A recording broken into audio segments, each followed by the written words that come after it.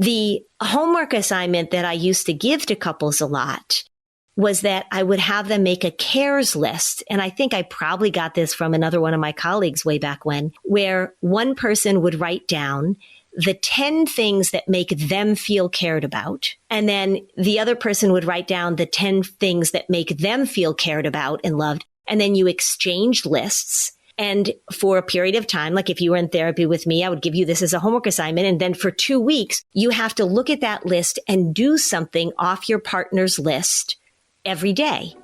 Because what happens oftentimes is we forget that what makes us feel cared about isn't what really works for the other person. And when you start shifting and thinking about what you're offering, that can really help and foster connection. Welcome to Flusterclux with Lynn Lyons, where we talk about how to manage those tricky emotions that show up in all families. Serious stuff without being too serious. I'm your co-host, Robin, and I'm Lynn's sister-in-law, and I'm here to ask your questions. And I'm Lynn Lyons. I'm an anxiety expert, speaker, mom, and author, and I've been a therapist for over 30 years. Parenting can be a flusterclux, and I'm here to help you find your way. And I'll even tell you what to do and what to say. Lynn, today we're doing a second episode on loneliness. Last week we talked about kids and teens, and this week we're going to talk about adults. And I got to tell you, all week I've been thinking about that stat that you read about how many adults identify as lonely, which means this is a really common, pervasive cultural problem. Right. It's over 60%. The stat, it's significant. And I think it's a lot more than people think. If we were to just do a random poll and say, how many adults do you think would identify themselves as lonely?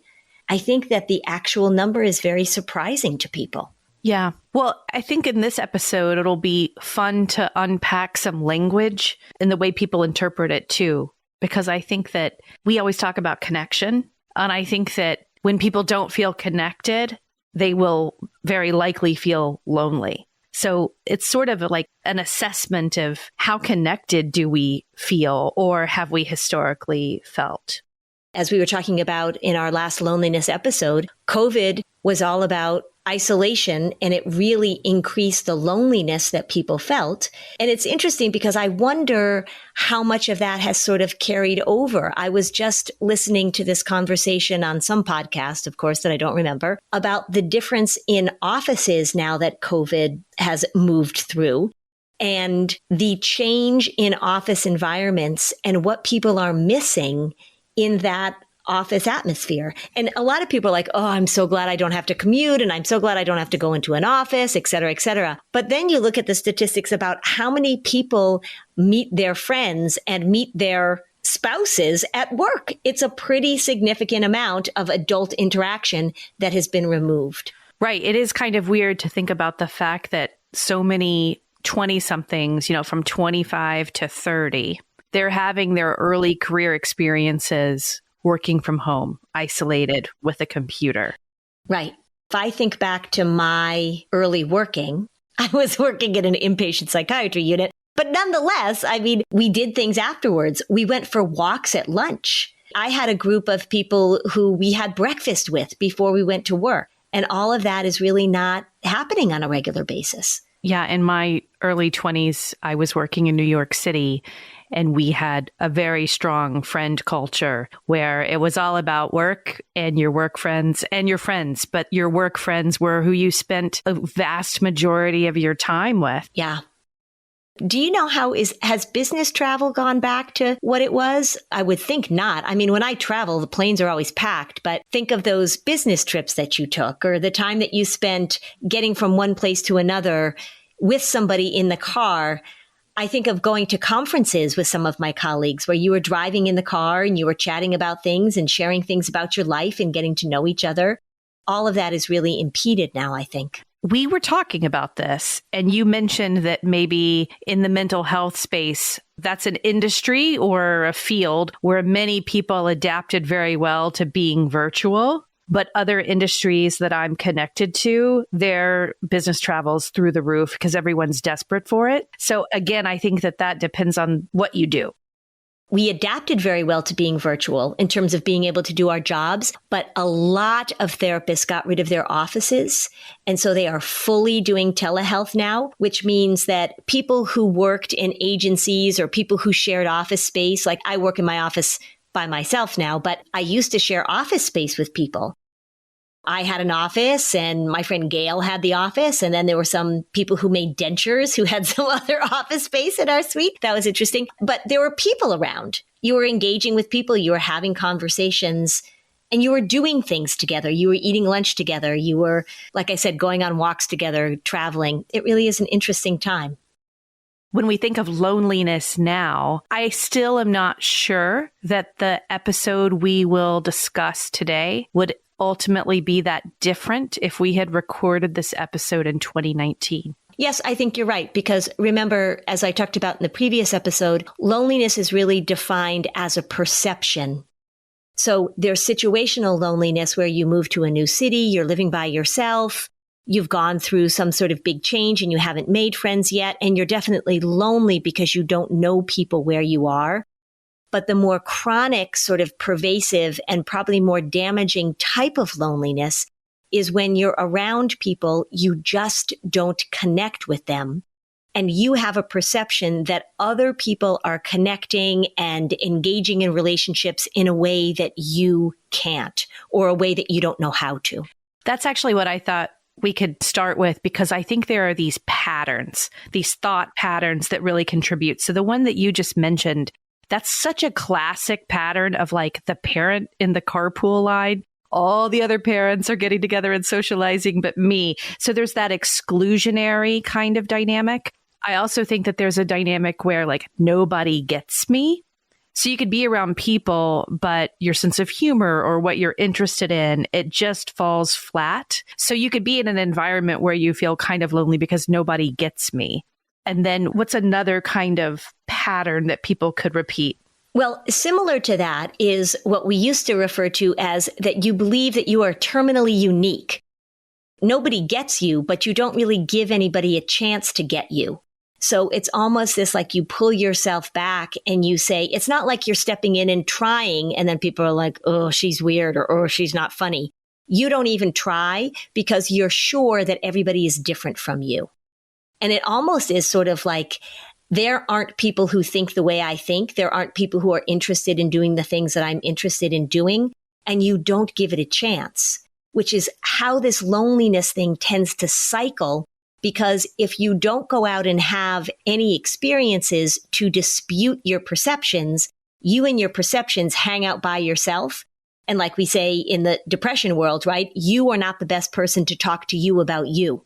So if you're lonely, you and your loneliness are not going to really get out there and take some risks and be vulnerable and share. You and your loneliness are going to stay alone. And that's one of the ways that it becomes so problematic. Well, and that's also where we have a lot of people have those sticky thoughts. I don't know if thinking of what you call them, I don't know if this is repetitive negative thinking. That might be something different. But it's like if you sort of go to that place, because you can be in a school or in a family where other people just seem different than you. Yeah. And I think that that's one of the things that when we talk about when adults are lonely, when they live adult lives that are filled with loneliness, and as I said before, it's one of the hardest things for me to deal with as a therapist. It is just so heartbreaking to me. But that oftentimes they will give me a history, a family history of feeling really lonely in their family.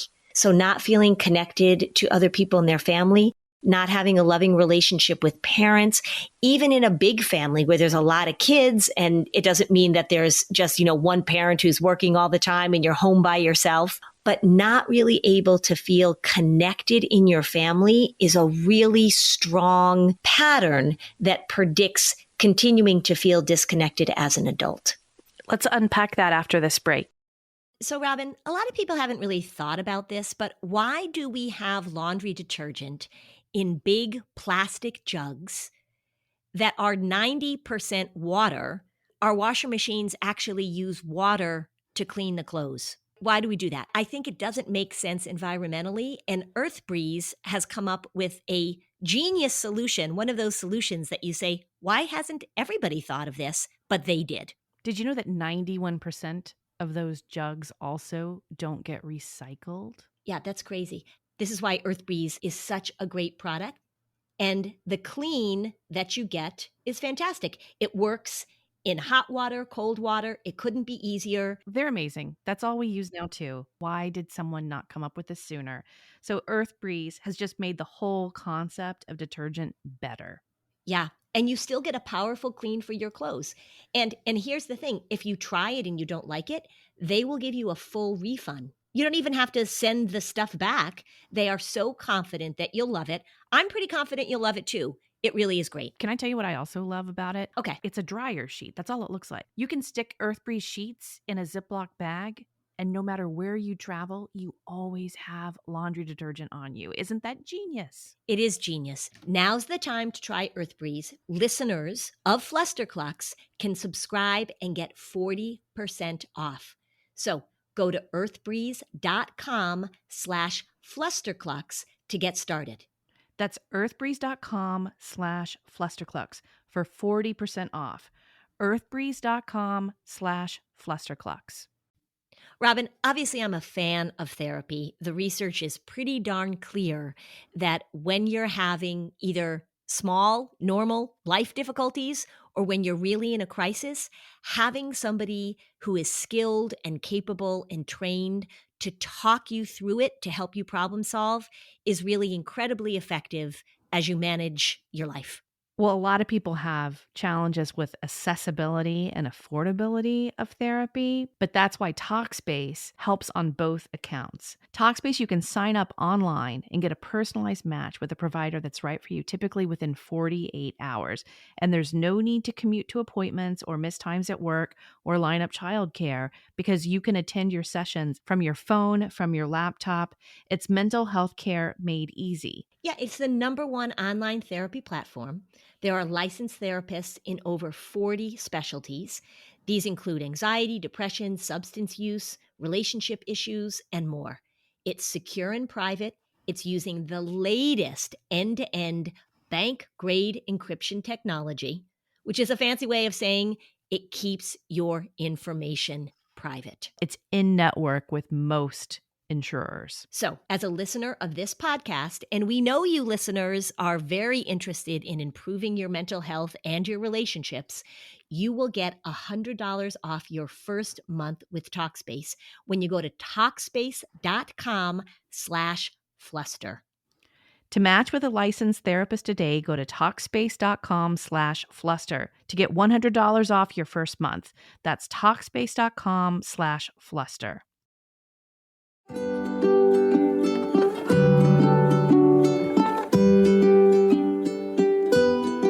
Okay, we're back. So you just described this pattern that we could have as children with our families, and then those children grow up to be lonely adults. So this is like a two-part, right? Because you're both a parent possibly listening, thinking of what you can do for your kids, which we talked about last week as well, but also you're thinking of your own loneliness too. How do you recognize that you have those patterns and stop them or pivot, or what do you do? Well, one of the things that happens when a child feels lonely and disconnected in a family, it generally means that they aren't really given room to express the way they feel, that when they do express the way they feel, or when they talk about what they like or what they don't like, or they're just sharing who they are, that they're generally either ignored or shut down. So there's not a lot of room for that kind of, what we might call vulnerability. There's not a lot of room for that emotional connection. It used to be long ago, right? Children are supposed to be seen and not heard. I think we've come a long way since then, but there are still adults that I talk to now where in their family, if they had a different opinion, if they were struggling with something, if they were feeling very sad about something, that there wasn't room for that. It's not necessarily, and don't think that this is a family that's like, horribly abusive and neglectful. Sometimes that was just kind of the norm in the family. The example I give all the time, which is a pretty dramatic one, is that when Jane Fonda's mother died by suicide, nobody ever mentioned it to her again. So your pet dies and you come home and nobody talks about it, or you were really sad about a breakup and somebody says, well, you know what? There are other fish in the sea. One of the things that connects us to people is when you're talking to somebody and they actually validate and understand and support and comfort you in your big uncomfortable feelings. So if you say, I'm really sad about this, and somebody says, well, I mean, that's nothing to be sad about. But if you're really sad about something and a person in your family, an adult says, you know what? I totally get it. Like, I totally understand why you're sad. And thank you for sharing that with me. Yeah, I'm so glad you're telling me about that. When you don't have practice emotionally connecting to people and also just being vulnerable, like showing people how you feel inside, if that's shut down, you don't learn how to do that and you're not going to take that risk going forward.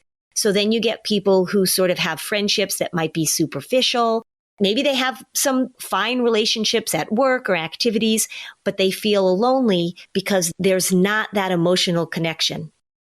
So you hang out with this person and you work with them, or maybe you play golf with them, or maybe you go on business trips with them.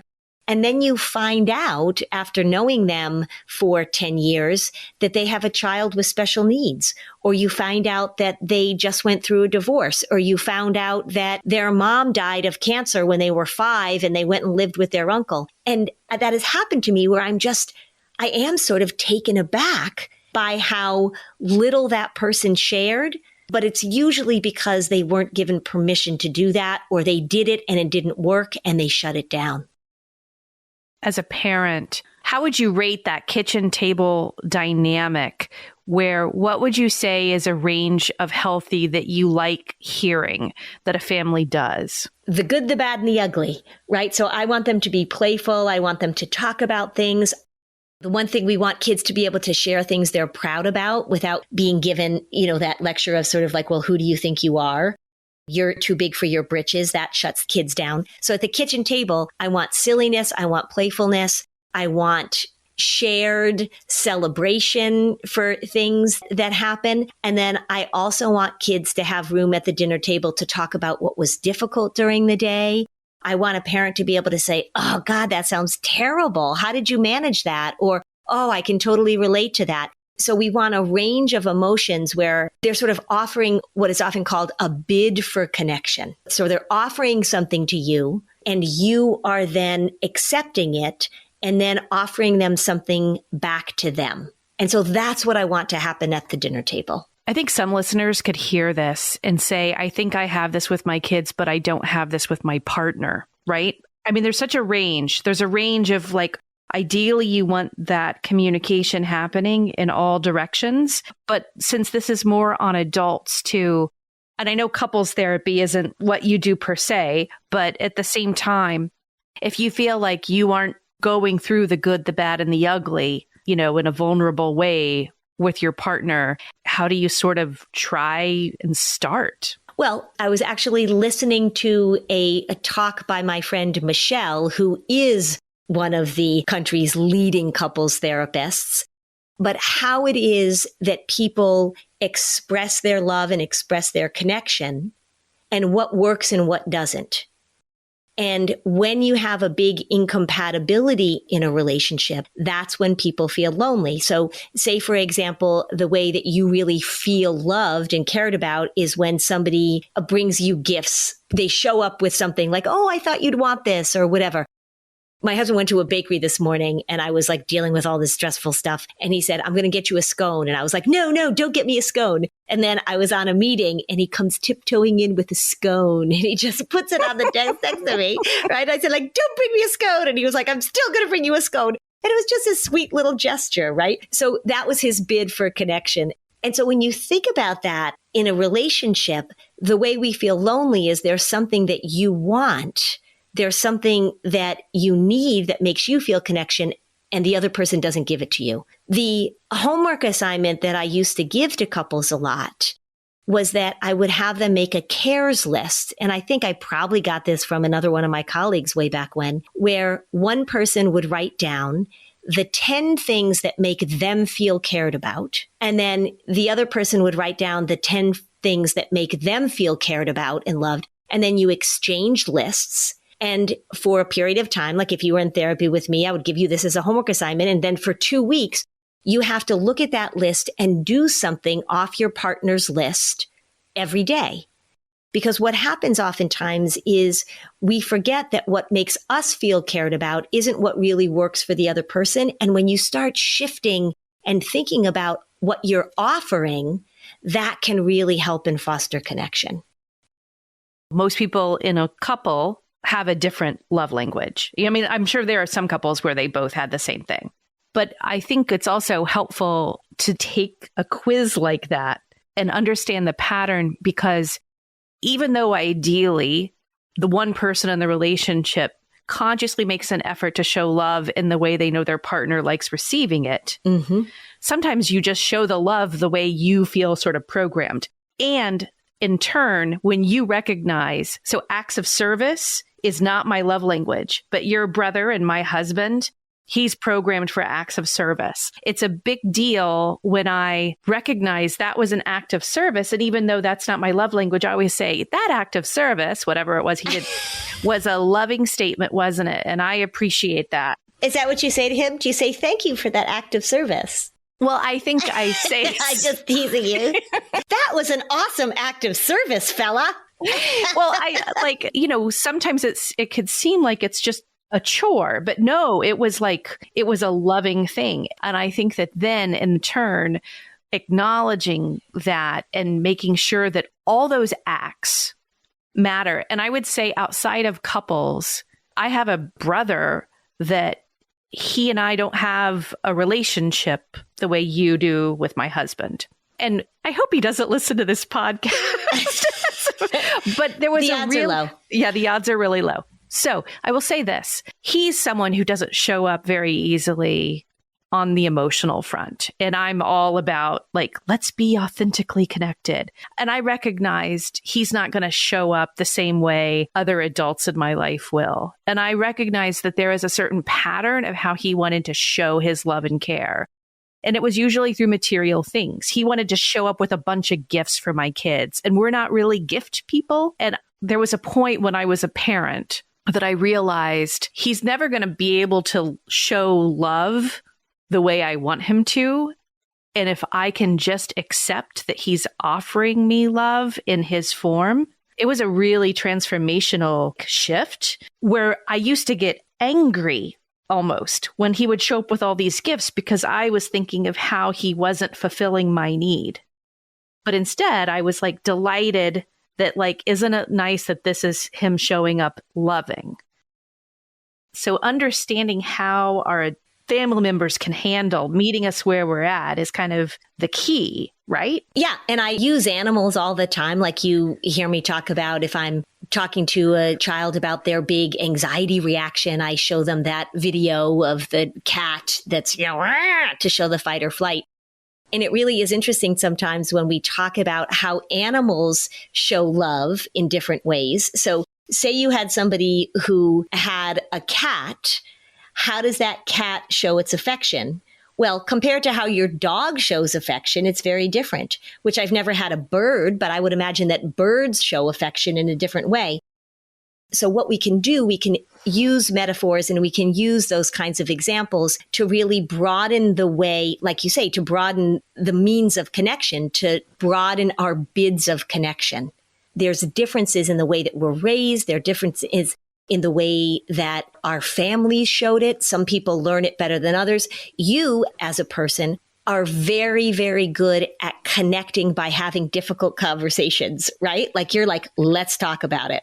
Oh, me, yes. You, Robin, right? You, right? You're very willing. Let's connect by having this difficult conversation. Can I talk about something that I know you would want to talk about? And I want to say that as a parent and as a wife, one of the things that I have learned, the most powerful thing I can leverage and connection with other people is my full attention.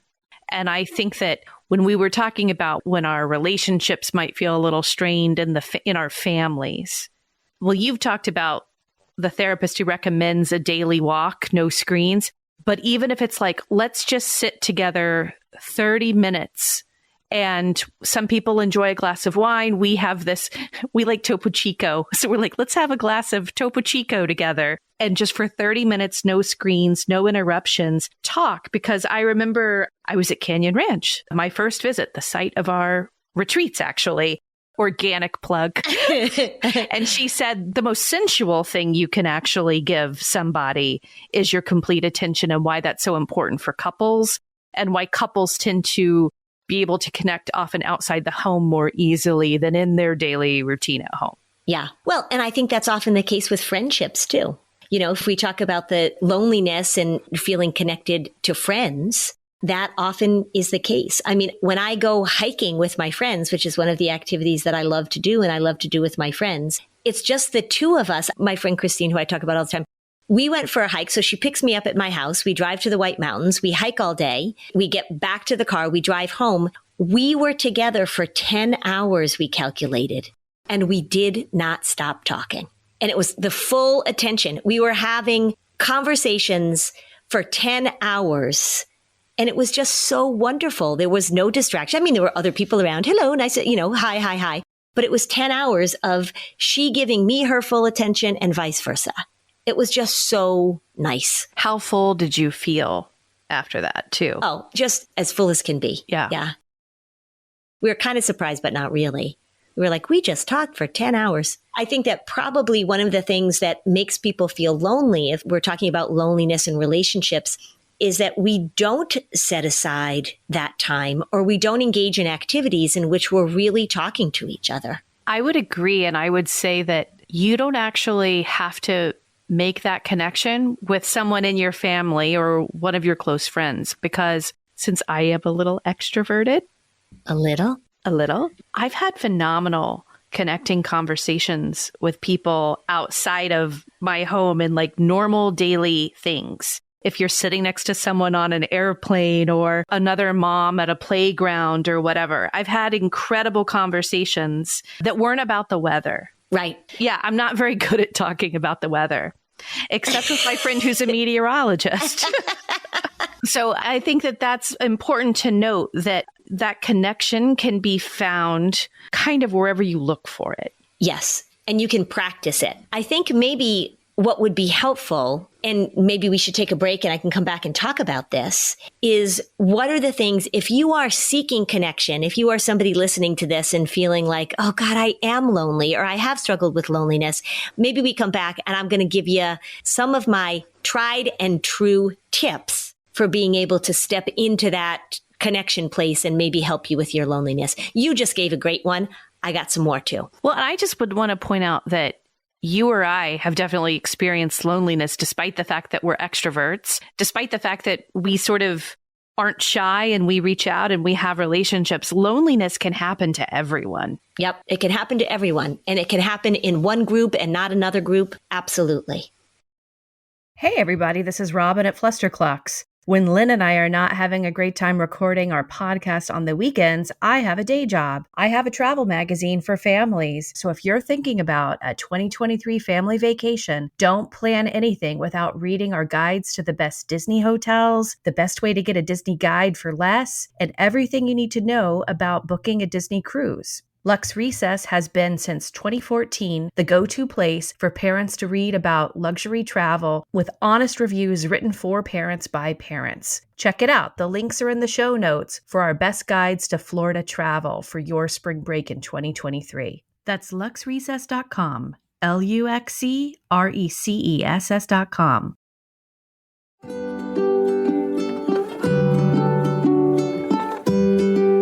Okay, so now back to the show. Okay, so you were just saying that loneliness happens to everybody. So then I'm just having like this, I'm going through the sad reel of my life of all the times I was rejected and felt lonely. We talked about one of them in the previous loneliness episode, but man, there's a lot of them, aren't they? I mean, we all have those periods of just feeling disconnected and lonely. I think we were all seeking connection. And I think that we've talked about this in other episodes. When other people are reaching for connection, whether it's just like normal connection or romantic connection, everyone's ultimately rooting for everybody else. This is a human need. Right. It is a basic human need. I mean, as I've said many times, when we want to torture somebody, we put them in solitary confinement.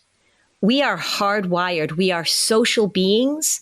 We are hardwired to connect. And when this is disrupted, when we can't get it, when we're seeking it and it's not there, it's incredibly painful and incredibly common. Well, I want to share a quick thing that just before the pandemic, I was at a job. So we hadn't done the podcast yet, but I was really diving into your work and what you teach. Anxiety is an internalizing disorder, and how do we disrupt patterns? There was a woman I knew who was pretty wound up, and I had just seen the Mr. Rogers movie, and I saw her at work, and I knew she was in this state. I could tell because she was pretty frantic all the time. So I reached out and I sat down with her with 100% of my attention and had a conversation to see her shoulders drop. I can't remember what we were talking about specifically, but my goal was, I can tell she's spinning. And if I offer her connection right now, will that disrupt her pattern? I wanted to do it to be a nice person. It worked. And then at the end, her facial expression was totally different.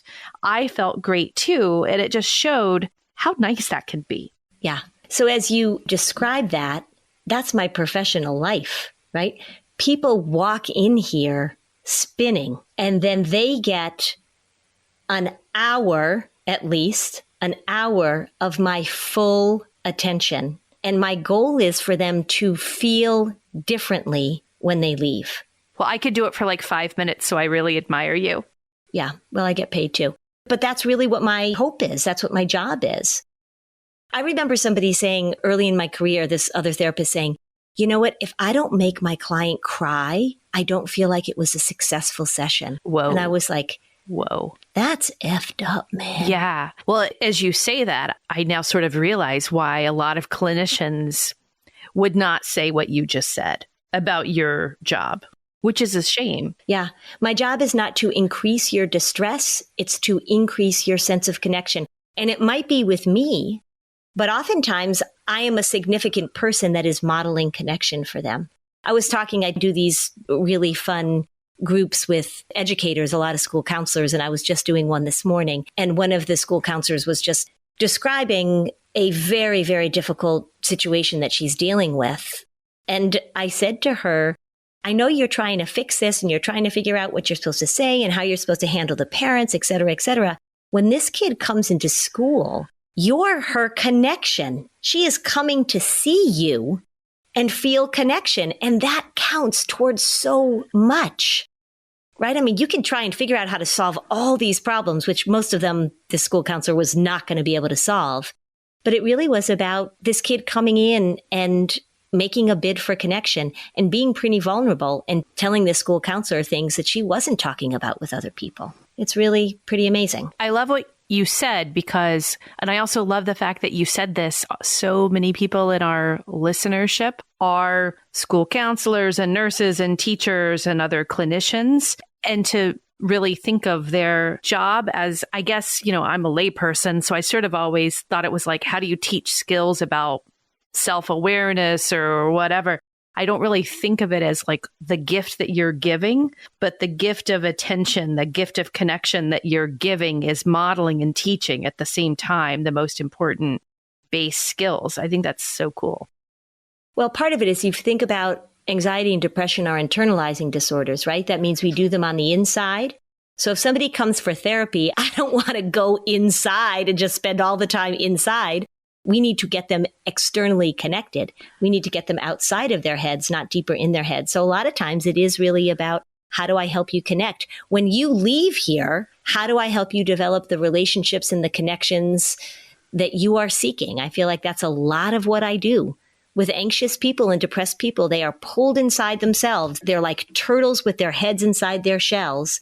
And I am trying to get them to open up and look around and see what the world offers, because the world is a scary place for them. Right. And I can think of a person I know, and the temptation is you just can think if you think hard enough and long enough. You talk about this in the anxiety audit, but if you just think long enough and hard enough, you're going to think your way out of. Mm-hmm. It doesn't work that way. It doesn't work that way.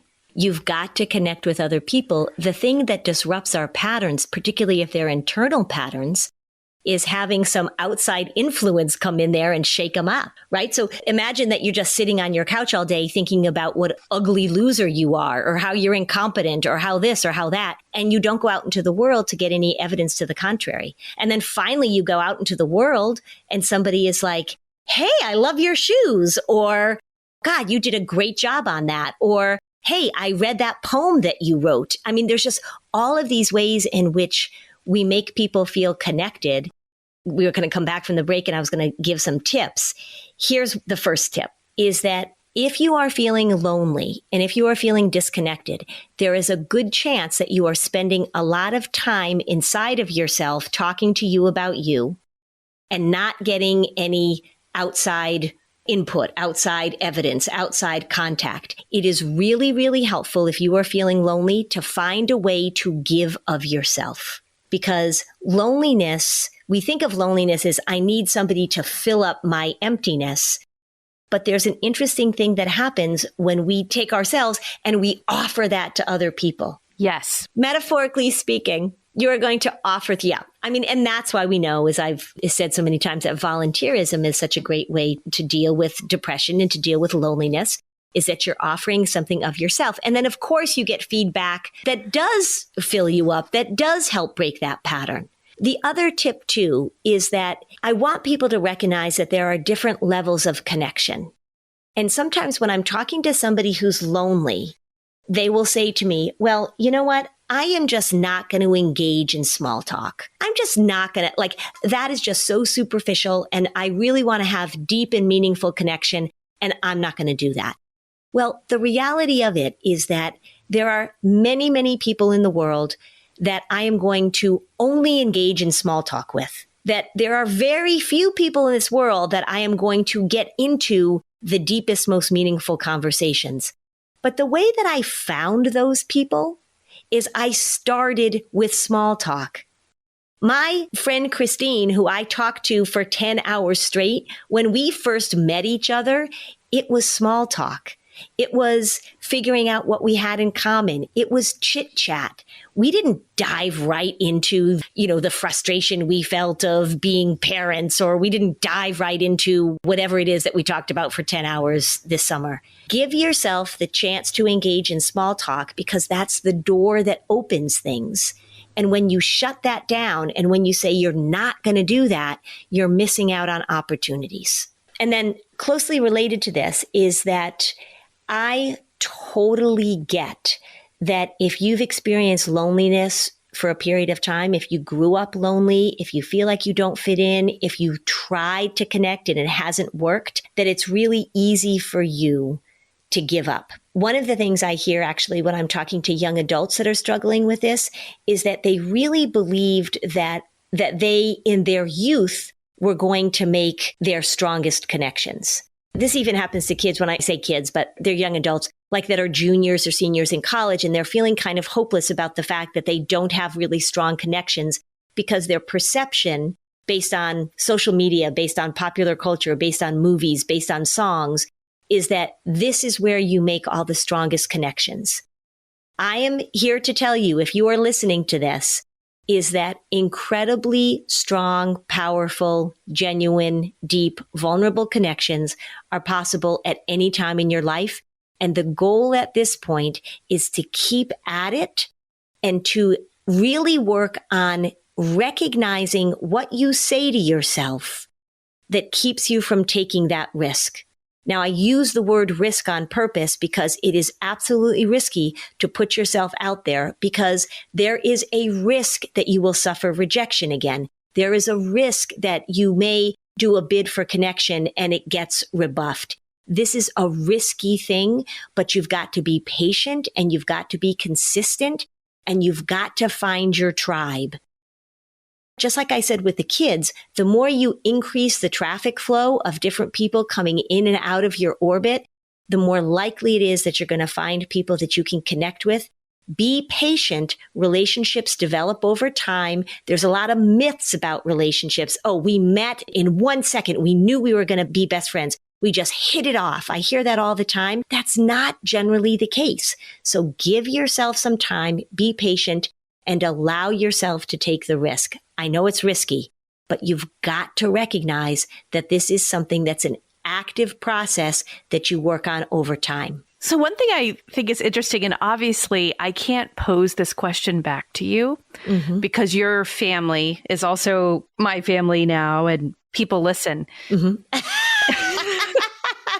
Hi, people. Right. But one thing that I will say that I think is kind of my life experience is that when I was growing up, I definitely didn't have a lot in common with my other family members. So I always had this thing of like, I was a little different than most of the people in my family. It was still a very loving family. So I will say that. However, as I got older and I was a college student or a young adult, while I never really liked our family's dinner conversation around the table, it was like too banal to me. We never talked about anything that I would consider real or important the way I sought friends who did like talking about that sort of stuff. So I made an effort while I did not like our family's culture. I remember individually making an effort to get to know each of my family members as a person on their own. And I would say that you're never too old to start those types of relationships where you seek out those one-on-one connections. Yeah, I think that happens a lot with siblings. You know, there are so many dynamics in a family with siblings. And then once you're out on your own and you begin to figure out who you are and you have connections that are separate from that whole family unit, I think that absolutely happens for sure. The earlier, the better, but it's never too late. And seeking connection and finding people that have things that you have in common, that are interesting to you, people that you just enjoy being around, it's an active process. And you can keep adding people. You can get rid of people. That's the other thing about connection. You don't have to hang on to somebody if it's just not working, right? You could let a friendship go as you grow out of it. But loneliness, remember, it's a perception that everybody has what you want and that you can't get it. And I want you to, if you're listening to this and you feel like you are feeling lonely or if you felt lonely, I want you to just recognize that, one, you're not alone in your loneliness, ironically, but it is about bids for connection. And you're going to have to force yourself sometimes to do it, even when you don't feel like it. There's a big payoff. So, Lynn, speaking of connection, are you up to date on Ted Lasso? Oh, I'm so up to date. So we're recording this on a Thursday. So yesterday I'm going through my day and then all of a sudden I was like, it's Ted Lasso day. I was so excited. So yeah. For those who watched it before, I thought this season started really, really lame. And I thought, oh, they lost it. But I promise it picks up. Yeah. I didn't think that it started lame. But then once you told me that you thought it started lame, then I was sort of feeling like maybe, did it start lame? I'm not sure, but I don't care. And I love Roy Kent, and I can't get enough of Brett is going around doing, the guy who plays Roy Kent is going around doing all these interviews. And he did this great interview on, I think on Seth Meyers, maybe. Oh, no, on Stephen Colbert, where he's talking about his mom, texting his mom while his mom was watching him in some movie. Yeah. So my sister said that maybe he's taking the place of Hugh Grant in our hearts because we have this thing for Hugh Grant. Oh, wow. If he only knew what a compliment that was based on how big that place in your heart is. It's a big place. Okay. Yeah. So one of the things I also want to mention, and this is a shameless plug, is that connection is something that we all need. And actually, I think when we have done our retreats, we're doing our fourth retreat, our third mom's retreat at Canyon Ranch this fall. That's always what the people write on the surveys at the end, is that it was just very meaningful for them to walk right into an automatic community where everyone was really connecting on an authentic space. And that's what I love about them too. There's not a lot of small talk. It's like real stuff, which is really awesome. Yeah. It's like, hi, we're here. Okay. Share, go, vulnerability. Yeah. Well, not quite. Followed by yoga. Yeah. No, we don't even have yoga, but no, it's good. It is good. And I think it's just everyone is eager for connection. I think that's another great thing. People are ready to share and feel good sharing too. Yes, it is. They're very fulfilling, I think, in that way. And it's nice. I feel like we've made some, I hear from the people that have been at the retreats. I feel like we've made some really nice connections with people. I wonder if people are still in touch from the retreats. Well, some friends have attended together and some moms have come too. So we know those definitely are. The retreat is November 2nd through 5th at Canyon Ranch in Lenox, Massachusetts this fall. And I've sent out a save the date if you're on our retreat mailing list. And we will go live with registration sometime in May, which is coming up. So we hope you consider joining us. Okay, so if you get to do a shameless plug, then I get to do one too. Oh, definitely. Okay, so Anxious Nation, which if you're on my Facebook or Instagram, you're seeing me plug all the time. It's being released. So there's the virtual event on May 3rd in which you will see me between Kathy Ireland and Dr. Shafali, right? So one of these things is not like the other. You guys can figure that out. But if you are in the Concord area, so those of you, Concord, New Hampshire, I know we have listeners from all over, but we are doing a showing in Concord on May 11th. It is free. It is open to the public. We're going to do a panel discussion afterwards. So I will certainly post that on my Facebook page as well. So May 3rd is the global virtual event with all the fancy people. And then May 11th is the down hometown Concord, New Hampshire premiere screening with yours truly. And where is that screening? At Red River Theater on Main Street in Concord. And the doors open at 5 and the show starts at 6 and it's free. Free. There's a chance that might fill up, actually. Yes. So you should be there on the early side. And then if it sells out and you can't get a seat, you can connect with someone else who didn't get a seat. Go to the bookstore, have a coffee together. Well, you can register ahead of time too. So I'll post that link as well on my Facebook page and we can even see if we can put it in the show notes. But if you go to Red River Theater, you'll be able to get tickets ahead of time. It's an exciting month. And actually, as we're going into May, you always talk about May being one of the most challenging months for families. So how about a little bit of first of all, why? And then second of all, how about a little May pep talk? Yeah. So one of the reasons that May is so challenging is because for one, the grown-ups are psyched that it's May. You're like, yay, it's May. And it's sort of the end of the school year and everybody's got, spring fever and yay, it's May. But also at the end of the school year, if you have a little child or even a big child who tends to be a little worried, May is the time of year in the school year where all the change is talked about, but it's still very abstract. The end of the school year, we're going to say goodbye. We start having end of the year rituals. The teachers start taking down the bulletin boards. We're talking about going to the next school. You're having your visiting day in your classroom. And the little anxious people amongst us don't like all of the uncertainty. So there's a lot of energy, a lot of juice that goes into May, and it sort of gets things a little revved up in a way that's surprising. So now you've been warned. If things are a little wonky in May, take a deep breath and just remember that it's normal and you want to talk to your kids about how normal it is to feel uncertain when all of this change is being talked about. It's totally normal. That's my pep talk. Was it peppy enough? Yeah, it was very smart. I mean, how peppy can you be if you're like, okay, so some of your households are going to be going through a lot of crazy stuff. Right. So that's why I did say take a deep breath. But just know that it's normal. Just know that it's normal. So this is your little dose of it's going to be okay, people. This is the of course talk. Maybe we shouldn't have said it was a pep talk. Maybe that was asking too much. Yeah. Okay.